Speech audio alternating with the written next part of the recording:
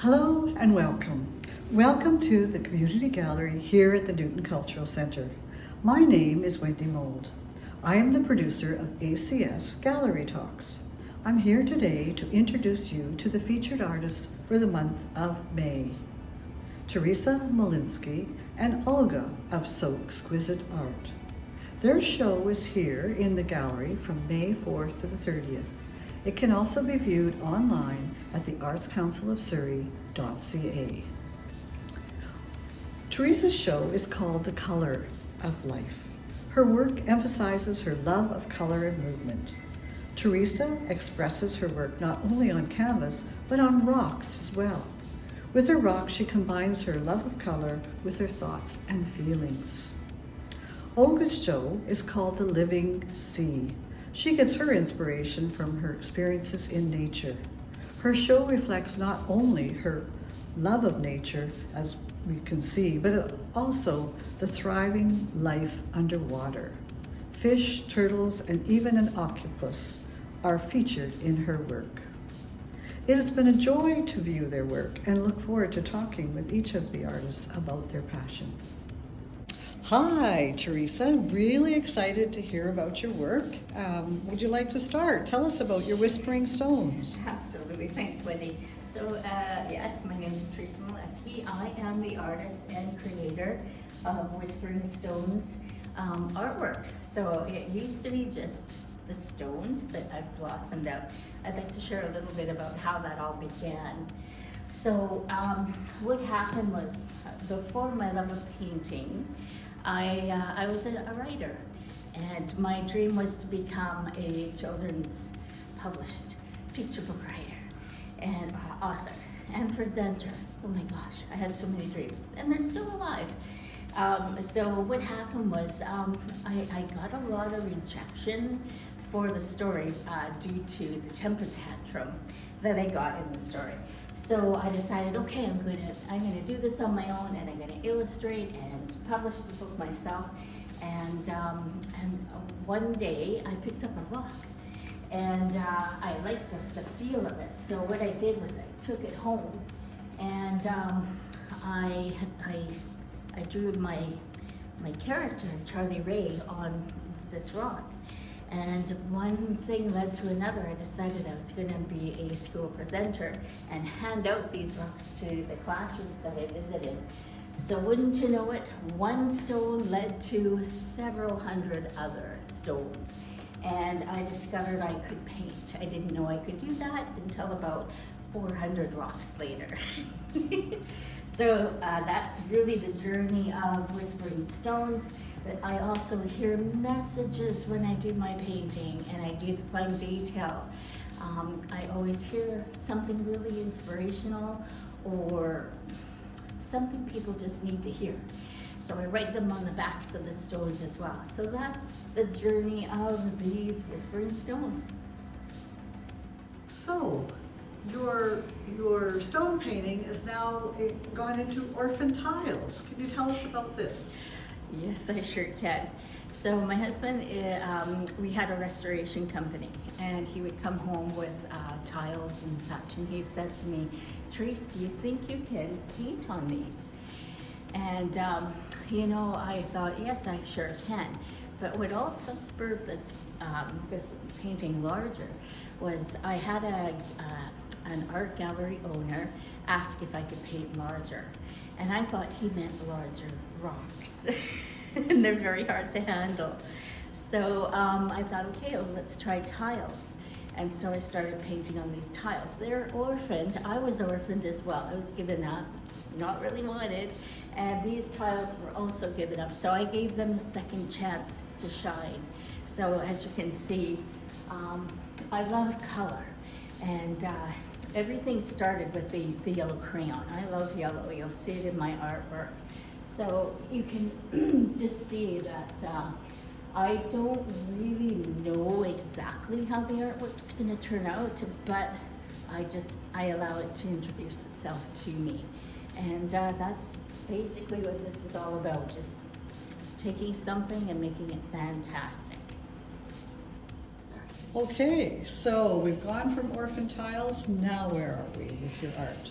Well, as I had mentioned, and our gallery owner asked me to paint bigger. And so it took 2 years, but my husband did get me some canvases because I said I'm ready to give that a go. So for a Christmas present, he brought me canvases. I call them victim canvases because I didn't want to invest too much in case I messed it up. So these are the early pieces of my work here. And primarily I used enamel in my art. And I think they worked out really, really well. And from there, my artwork just continued to grow. So I can see now you're getting bigger. What's the story here? Well, I've gotten a lot more brave in my art venture. So this painting is really cool. I've been experimenting a lot with various mediums. And in this particular painting, we have acid-based dyes, we have inks, we have acrylic. So I've just basically thrown a lot of love into this particular painting. And basically I'm just seeing what would happen if. And so you can see how this is the dyes. That's the effect that I got in that particular part. And then we got the acrylics and fine lines and details. Oh my gosh, I love this piece.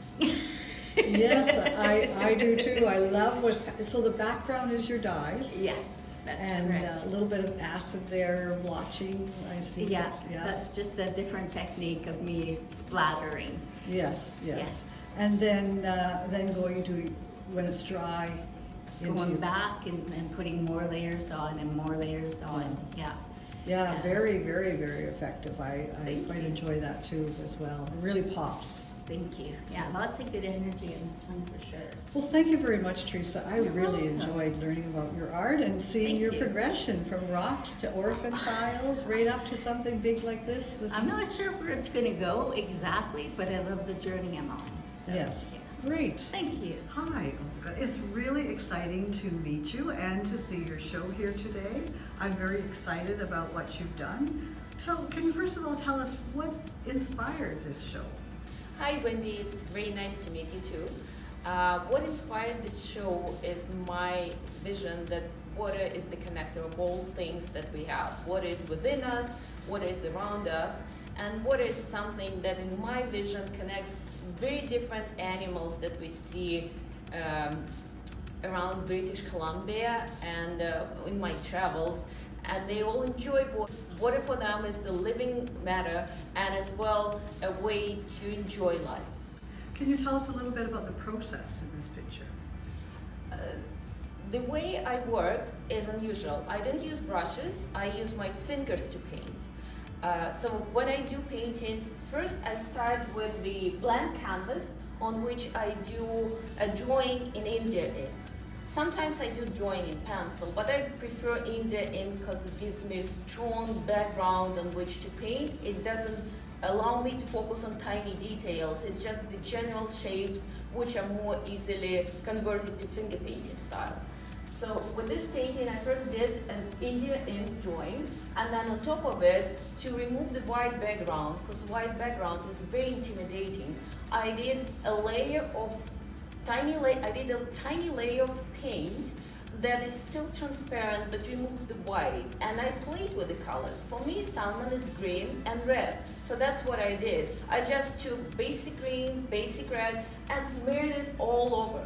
So I had the drawing and then the smeared layer, and I waited for a day, and after that I took out my buttery oil paints, put on my gloves, and started painting one fish by one. I started painting fish by fish. So for example, here I started with this fish on the left. I used bright oranges and red because they are contrasting with green, and that's what I wanted to show in this picture. Great contrast on the fish and the river. And fish by fish, I added on from left to right, from top to bottom. Every fish was painted with a lot of detail, and then the final step, I added the reflections.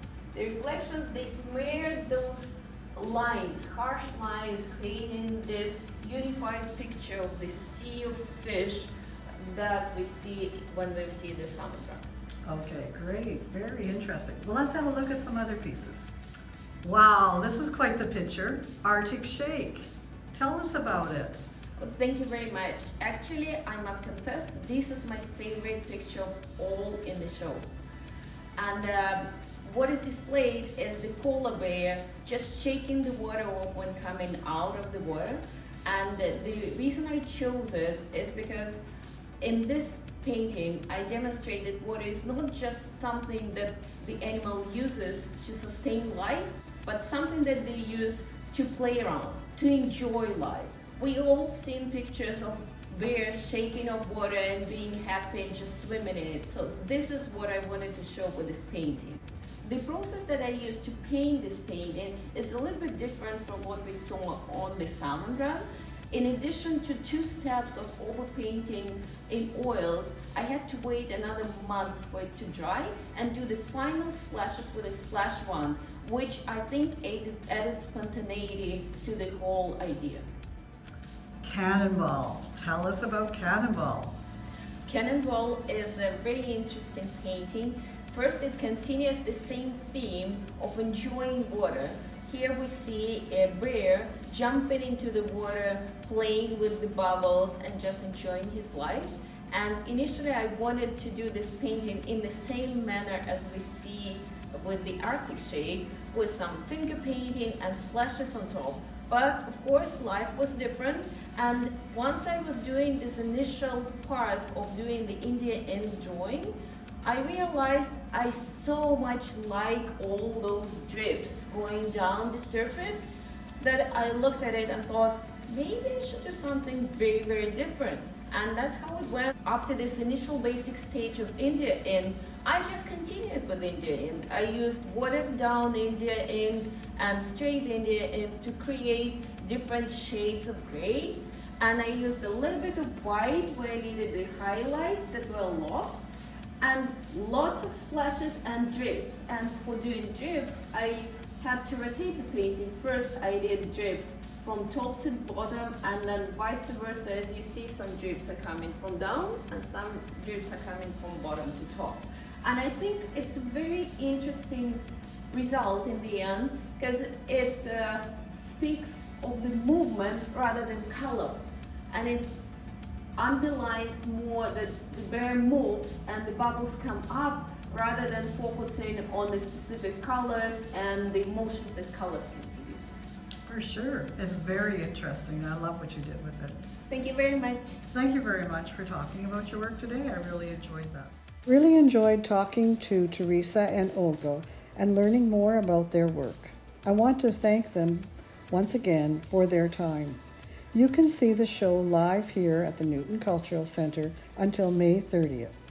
It is also available online after that at theartscouncilofsurrey.ca.